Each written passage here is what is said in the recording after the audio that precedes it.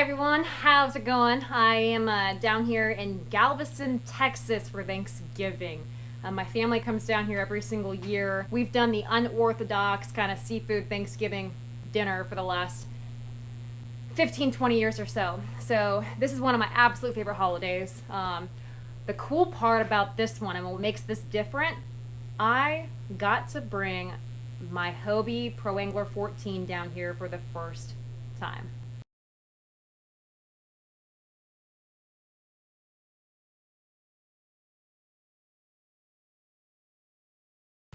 So traditionally, we've always kind of fished in the big boat. We went out by the jetties, fished the oil rigs, fished in the surf. I haven't really got to do a whole lot of fishing in the marshes down here. And I know that this is incredible fishing. So I'm gonna load up my kayak. I got a couple rods I'm gonna take and a little bit of gear. And I'm gonna see if I can't help contribute to our Thanksgiving feast.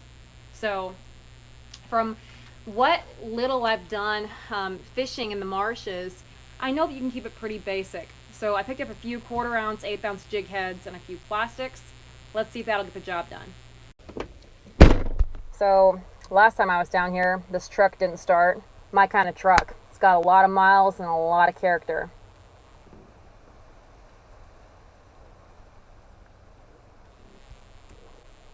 Let's give her hell.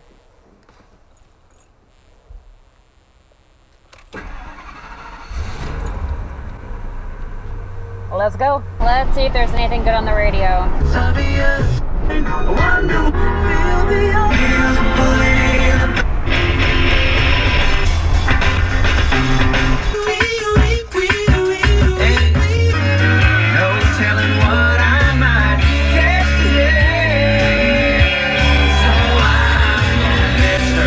I love driving this truck.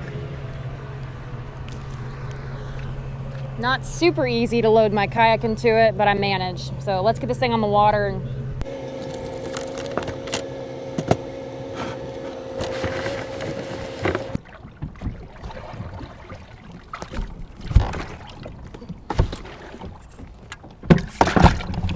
All right guys, we're on the water. Like I said, never fished here before. Looked at Google Earth. This looked like a pretty good area. However, I just got out here and I was going to show you what rod and reel I'm using, and somehow, some way during the transportation of my kayak, snapped the tip off of my 7-foot medium light Avid X rod. So I left all my salt stuff at home because why would I bring my salt stuff to the ocean? Yeah, I know. Big mistake there. I've got several bass rods that I think will work great. Any type of 7-foot rod, 7-1 with a medium light action is perfect for salt. Like I said, pretty unfortunate that I broke the tip off of that rod. I'm gonna have to fix that. But what I'm gonna do, I just picked up a real basic 1/4 ounce jig head and I'm gonna fish it with a white paddle tail. And I'm going to dip that paddle tail chartreuse garlic. Give it just a little bit extra. So I'm gonna go ahead and fish this rod without my tip, which sucks. Probably need that sensitivity, but I'm here, I'm not driving back to the house now. We're gonna make it work. Anybody else have terrible luck when it comes to this type of stuff? Oh well, we're here, let's go catch them. So again, I'm not a salt angler. The whole title premise is a little new to me. I think I understand how it works, or at least have a basic understanding. So right now the tide is coming in, which I would think would be a really good time to be out here. As the tide moves in, everything else moves in also. There's a lot of activity right now. My family said don't come home empty-handed, so this will be one of the few times I'm meat hunting, looking for reds, flounder, and trout. I really have no idea where I'm going. I'm gonna rely heavily on Google Earth here. Got to a spot that I think is gonna be a good place to start. Remember, out here, it's a dog-eat-dog world. Anything goes in the ocean. That's why keeping it super basic, 1/4 ounce jig head, little white paddle tail dipped in chartreuse. Nice thing about that, you can fish it however you want to. So you can slow roll it, you can pop it, you can let it sit there. I usually do really well just letting it sit and fishing it so slow. Redfish you can do about anything. They lick windows down here. Trout, they can have a real subtle bite from what I remember, so you got to be quick on the draw. Like I said, I have no idea if I'm going to catch anything. I wish I had an idea of where some moisture beds were. Water's a little dirty, probably in the bad thing. I'd rather have a little color as opposed to real clear. for obvious reasons. So sometimes watch the water in areas there's a little bit of a disturbance, either signifies bait fish or structure, and I just saw that down here a little ways, so I'm gonna investigate. I like to keep contact with my line at all times. Sometimes these bites are so subtle out here. Oh, there was one right there, man. Oh, something was chasing that. Didn't feel very big, but something was definitely chasing it. I really like where my boat's positioned right now. I can keep contact with my line and I can fish it slow with how the drift and the wind. Wish I could find some oyster bars. Oh, there was one. Man, that bite was super light. There's another one. Those have got to be trout, right? Same exact spot. Might be a little school trout. Kind of glad I didn't put an 8 ounce on. I wouldn't be able to feel a thing. I'm gonna go in a little bit. There are these big mesh barriers. To see if a few of them don't hold any fish. I can see the waves breaking over top of them, so I can kind of make out where it is. If there's fish out, and they're relating a little bit more to the structure. Oh boy, that's a red. It's a good red.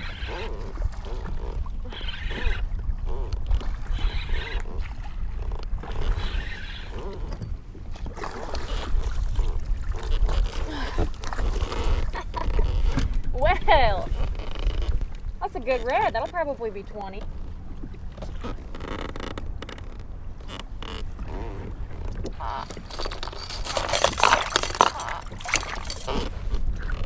All right, 23-inch red. What I really did not like having that tip off my rod.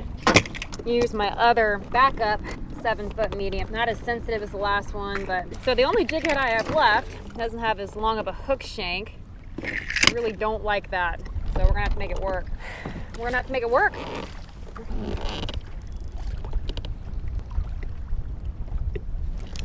Oh my gosh, that's also a red. I just adjusted my drag too.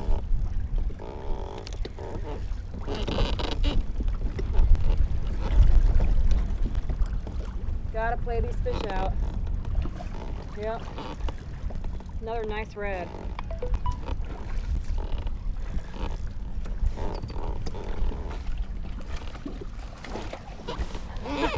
Well, well, well. That's probably not gonna be 20. No. Hello? Christine? Yes. Hey, this is Jeff Roden with Major League Fishing. How are you doing today? I'm out in my kayak in the Galveston Bay fishing for reds right now. I'm so sorry. No, you're good. You're Setting this up. All right. okay. Great. Thanks, Jeff. Thank you. Yep. Bye. That was a 19. So I see a lot of Outbacks and compasses, Hobie passports. I don't see a lot of pro anglers, and a lot of people have this idea that they don't do well in the shallow water, but so far, knock on wood, I fished some pretty skinny water in this battleship, and it's still my favorite boat. The one thing that I wish I brought down here, my power pole. Man, I could use my power pole right now. Had a bunch of reds just kind of come in a group.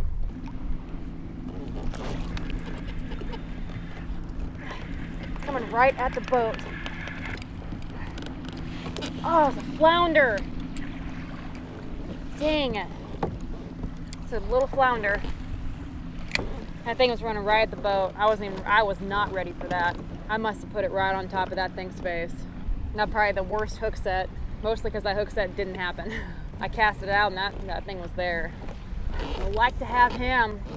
Scaled him and stuffed him. I'm gonna have to start doing some work if we're gonna eat. So I kind of did a little research on this area via Google Maps. I use Google Maps a lot. If you guys watch my tournament videos, you know how much time I spend looking at Google Maps. So in this case, I found that there's a channel up here. I'm gonna go up to the channel and kind of fish around the mouth of it. I don't know, it seems like there should be fish there. We're gonna find out. It's super shallow right here.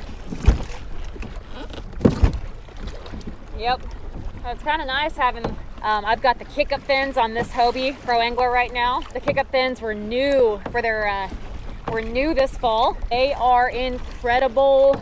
Just smashed into a little obstruction there and felt them kick right up, and here we go. There we go. That feels like a flounder. It is. Nice flounder.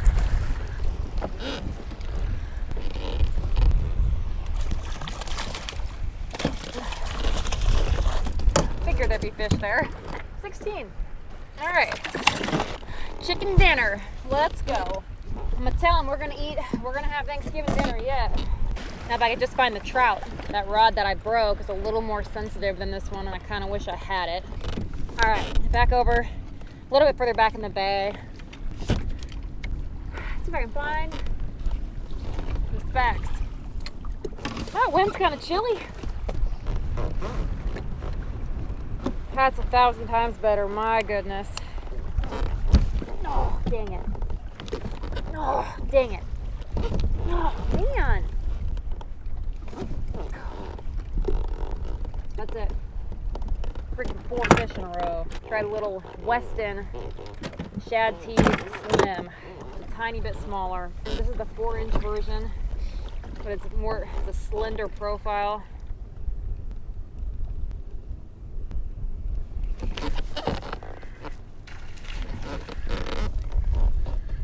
Little rat red.